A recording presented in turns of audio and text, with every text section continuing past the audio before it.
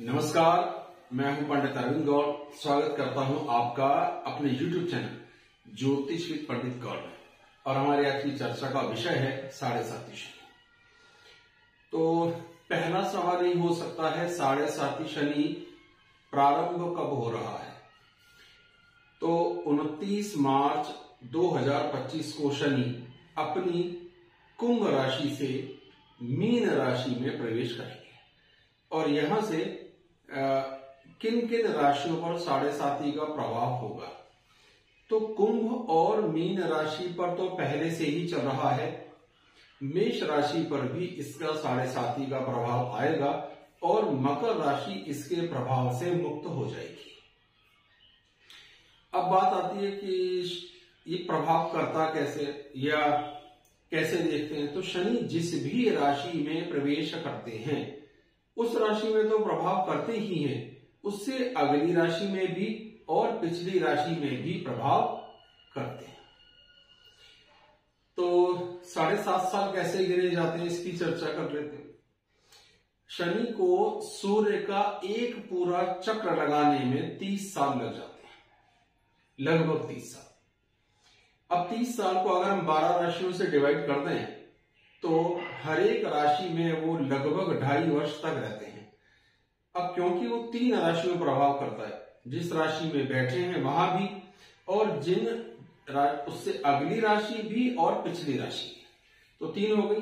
तो इस तरह से कुल मिलाकर 2.5 साल, 2.5 साल और 2.5 साल 7.5 साल हो जाएगा। जैसे यहां पर अगर हम देखेंगे तो मेष राशि के लिए 2.5 साल, मीन राशि के लिए 2.5 साल और कुंभ राशि के लिए 2.5 साल। तो कुंभ में 2.5 चलेंगे, फिर मीन में 2.5 साल चलेंगे, फिर मेष में। इस तरह से 7.5 साल हो गए। तो ये हो गया कि कैसे होता है। अच्छा, अब ये मेष राशि के लिए पूरे 7 साल प्रभाव देंगे अभी, क्योंकि शुरू हुए।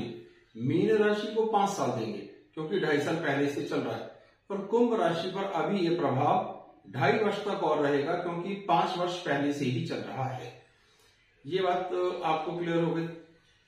अब आता है कि किन राशियों पर शनि का इफेक्ट गिना जाए या किन कहा जाए किन पर 7.5 है। तो मेष राशि पर नई 7.5 शुरू हो रही है, जो अभी इससे पहले उसका फिलहाल प्रभाव नहीं था, और इसलिए पूरे 7.5 साल जो मैंने अभी बताया। मेष राशि के लिए 7.5 साल, मीन के लिए 5 साल, कुंभ राशि के लिए 2.5 साल का ये प्रभाव अभी बैलेंस है। अब ये हो गया। इसके बाद में क्या आता है कि क्या सब पर 7.5 शनि आता है? हाँ, लगभग जो इस दुनिया में पहले एक दिन जब जन्म होता है तब से 30 वर्ष की उम्र तक रहते हैं, उन पर एक बार 7.5 शनि जरूर आएगा। यानी सूर्य के एक परिक्रमा के दौरान शनि जब 12 राशियों में मूव करते हैं तो एक बार 7.5 शनि आएगा ही आएगा।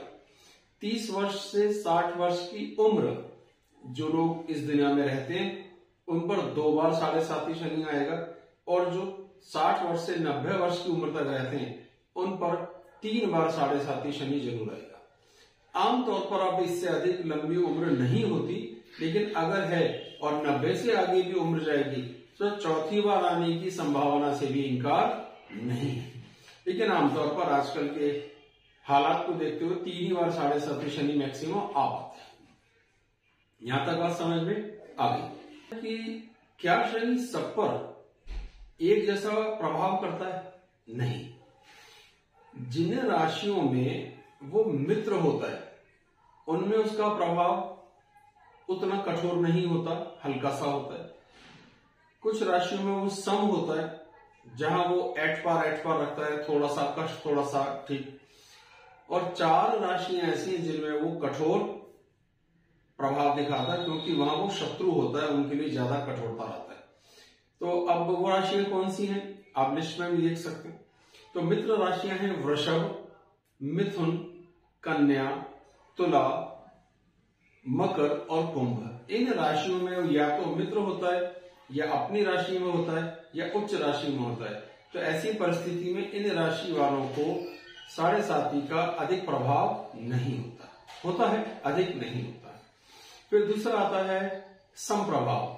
धनु और मीन राशि ऐसी हैं कि जिनमें वो समप्रभाव रखता है, यानी ना वो शत्रु है ना वो मित्र है, तो इनमें भी एट पार पे थोड़ा बहुत रिजल्ट्स देखने में आते हैं। अब शत्रु प्रभाव रखता है 4 राशियों के लिए, मेष राशि, मकर राशि, सिंह राशि और वृश्चिक राशि। इन सभी राशियों में उसका प्रभाव शत्रुवत होता है कि मेष में अपनी नीच में होता है और बाकी चारों राशियों में वो शत्रु भाव रखता है, इसलिए यहां थोड़ा ज्यादा कठोर प्रभाव देखने में आता है। ये हो गया।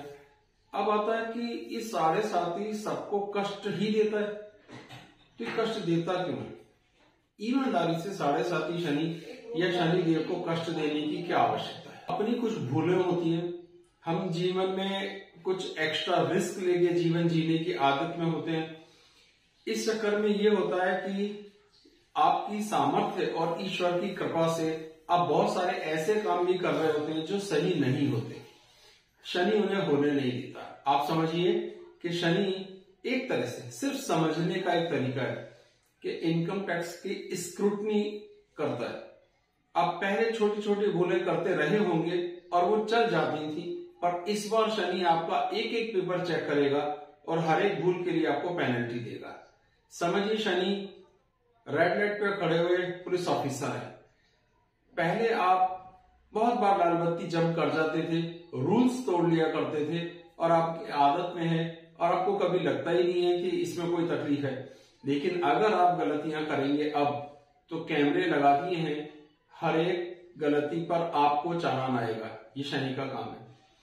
पहले कमिटमेंट कर दिया, ठीक है आप परसों अपने चेक ले जाना, और वो चेक फिर 10 दिन आगे का पोस्ट डेटेड बना दिया, उसके बाद में 2 बार फोन करके कह दिया अभी मत डालना, पहले चल जाता था अब नहीं चलने देगा। मार्केट में आपकी इमेज को खराब करेगा। क्यों? क्योंकि आप गलत कर रहे हो। वो आपसे आपका परिचय, आपसे आपकी सामर्थ्य का परिचय करवाएगा कि आप क्या हो, कितने पानी में, आपकी नॉलेज क्या है। तो वो आपको नॉलेज इंप्रूव करने का मौका देता है, गलतियां ठीक करने का मौका देता है, रूल्स को फॉलो करने का मौका देता है, जो बड़े फायदेमंद बात है। इसके अलावा कई बार हम एक ऐसा काम कर रहे होते हैं जो हमारी इतनी सामर्थ्य के हिसाब से सही नहीं होता, लेकिन उसमें पिता हैं, भाई हैं या मित्र हैं जिनके साथ हम मिलकर करते हैं, वो चल रहा होता है। लेकिन उसे कभी ना कभी जो समझाना है कि अपने पैरों पर खड़े हो जाओ। तो हम इस दौरान कुछ रिश्तेदारों से झगड़ा हो जाता है, कुछ क्लाइंट से झगड़ा होता है। वो क्यों होता है? इसीलिए कि इनसे अलग हटके अपनी सामर्थ्य को जानो, अपने आप को इंप्रूव करो, खुद को कैपेबल बनाओ।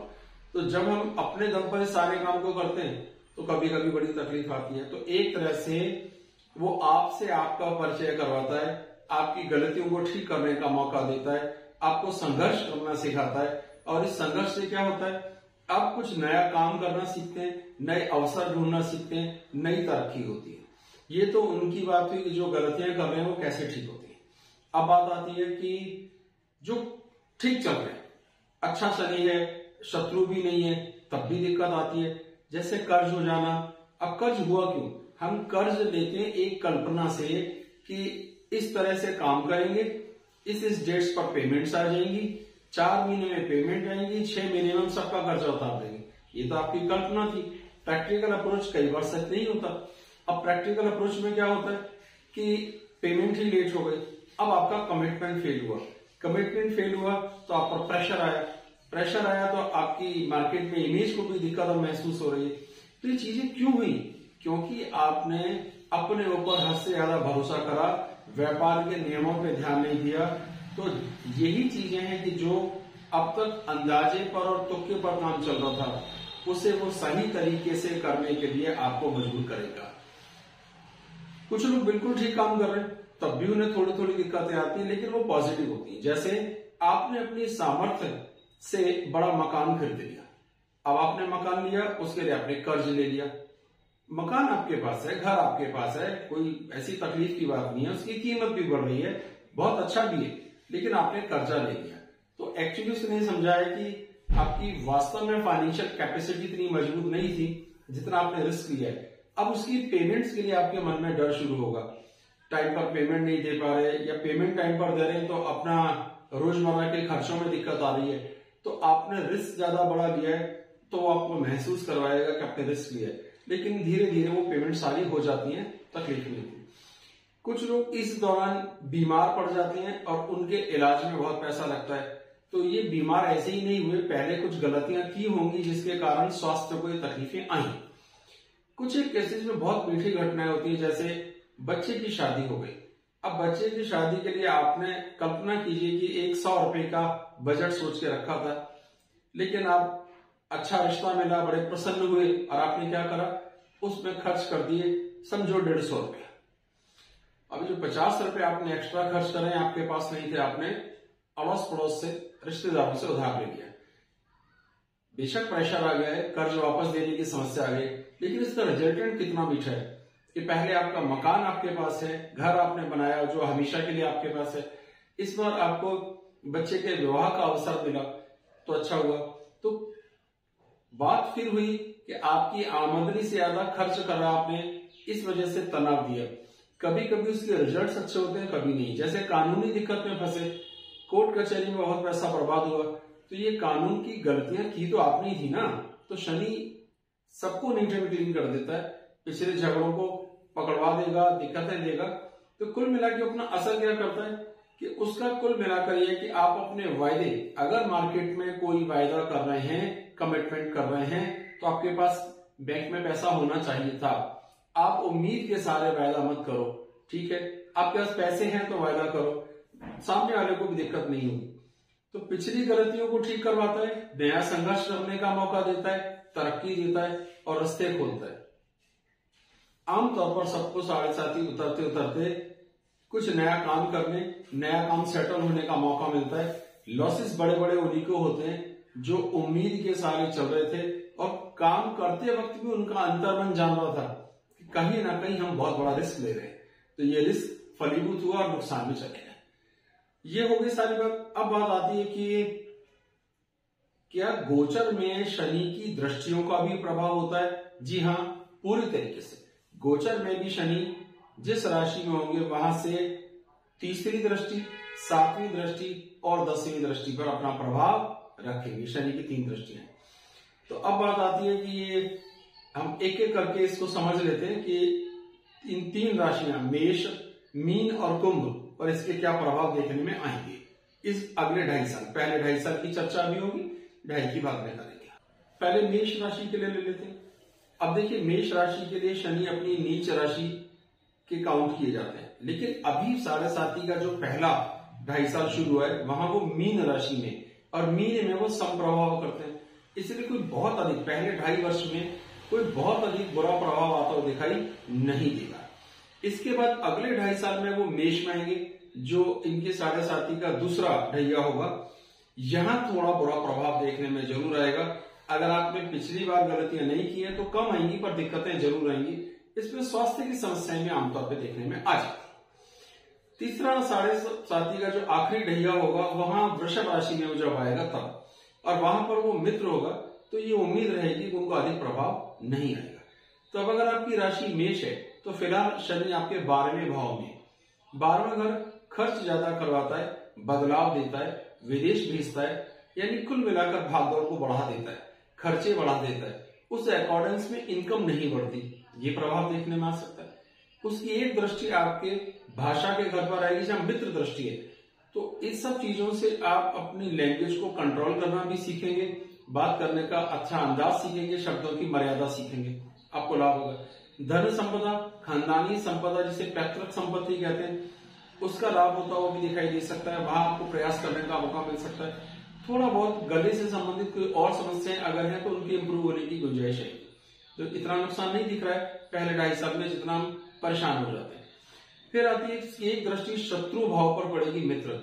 पूरी कोशिश करेगा कि शत्रु आप पर प्रभावी ना हो, शत्रु आपको ज्यादा कष्ट ना दे, मांसपेशियों से संबंधित जो तकलीफें आएंगी, क्योंकि उसी भाव से हमने शत्रु, उसी भाव से बीमारी और कर्ज देखना है।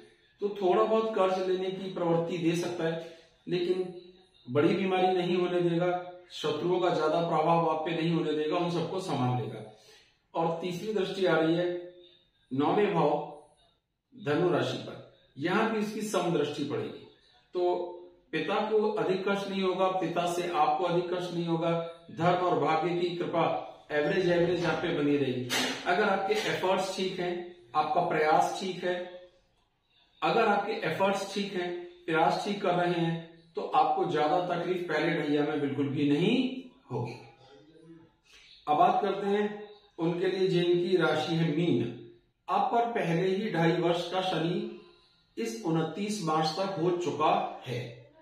अब अगला ढैया शुरू होगा, क्योंकि मीन राशि में वो आपके लगन में होंगे, आपकी राशि पर ही होंगे, चंद्र राशि के लगन में आ जाएंगे, तो थोड़ा बहुत नुकसान सेहत को देखने में आ सकता है। लेकिन इसका प्रभाव क्या होगा कि तनाव महसूस होना, थका थका सा महसूस होना, पैरों में दर्द, अनईजी फीलिंग्स, छोटी मोटी स्वास्थ्य की तकलीफें हो सकती हैं, लेकिन कोई बड़ी बीमारी, कोई बड़ी तकलीफ होने का योग बिल्कुल भी नहीं बनेगा।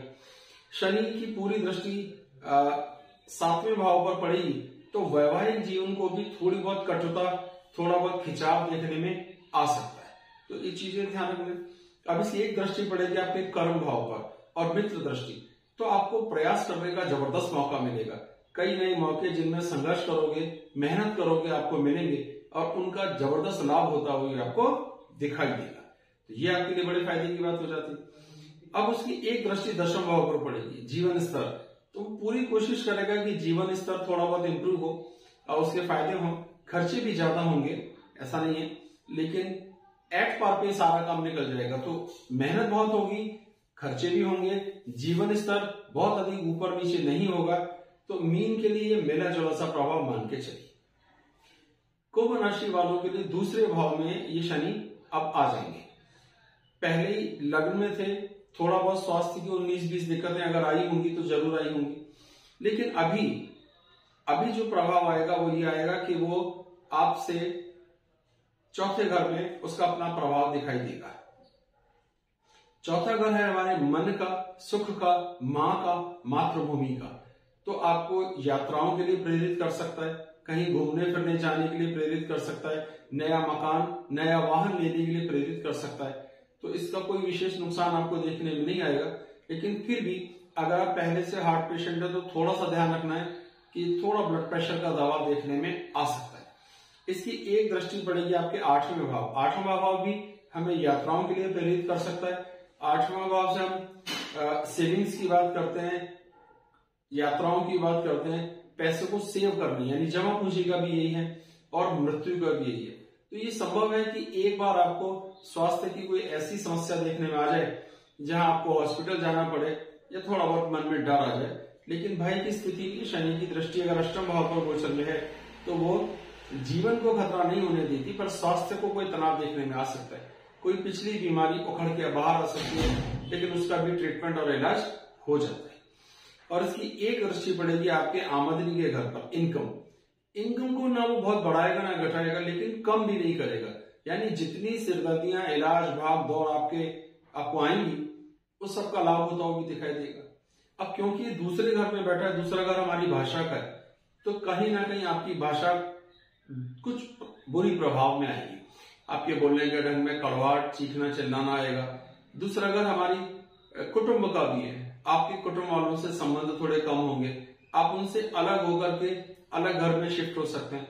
देखिए, अलग घर क्यों लेना पड़ा, कुटुंब के साथ तालमेल नहीं हो रहा है, भाई भाई अलग हो सकते हैं, कुटुंब से अलग हो सकते हैं, विदेश जा सकते हैं, ये सब चीजें देखने में आई।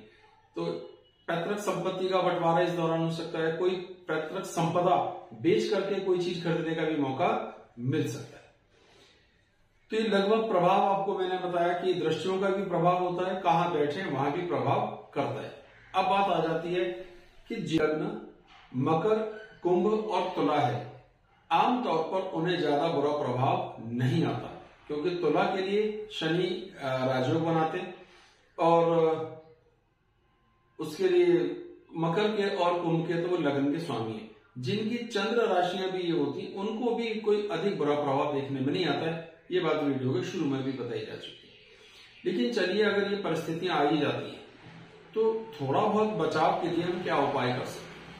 तो एक तरीका है शनि का प्रचलित तरीका, इसे हम कहते हैं तेल दान या छाया दान भी कह देते हैं। तो सरसों का तेल आपको एक स्टील या लोहे की कटोरी में लेना है और इतना तेल उसमें जरूर होना चाहिए कि करेंसी कॉइन, 1 रुपए का, 5 रुपए का या 10 रुपए का कॉइन सिक्का अगर आप उसमें डालें तो वो पूरा डूब जाए, और जब वो पूरा उसमें डूब जाए तो उसमें अपनी छाया को देखिए, अपना प्रतिबिंब देखिए, और उसके बाद में आप चाहें तो कटोरी समेत भी दान में दे सकते हैं, या केवल तेल और वो कॉइन दान में दे सकते हैं। हर शनिवार को अगर आप इसे करते रहते हैं तो ये उम्मीद बढ़ती है कि शनि आपको कम से कम कष्ट देंगे और आपके साथ कृपा बनी रहेगी। हनुमान जी की पूजा अर्चना करना भी इसका एक अच्छा हल है। शनि के बीज मंत्रों का जाप करना भी इसका एक हल है। थोड़ी एक्सरसाइज करना, वर्जिश करना, पैदल चलना, अच्छे दोस्तों से मिलना, अच्छे सलाहकारों से मिलना, आपस में सौहार्द बना के चलने का प्रयास करना परिवार के साथ, ये भी बहुत सुंदर हल है, जिससे कि हमें समय समय पर अपनी गलतियों को ठीक करने का मौका मिलता है, क्योंकि परिवार वाले ही आपको आपकी गलतियां बताते हैं। मुझे उम्मीद है कि जो कुछ भी शनि से संबंधित प्रश्न आम आदमी के दिमाग में होते हैं, मैंने उन सबको लिया है, और ये वीडियो आपके लिए कुछ ना कुछ फायदेमंद जरूर साबित हुआ होगा। बहुत बहुत धन्यवाद। जय सिया राम।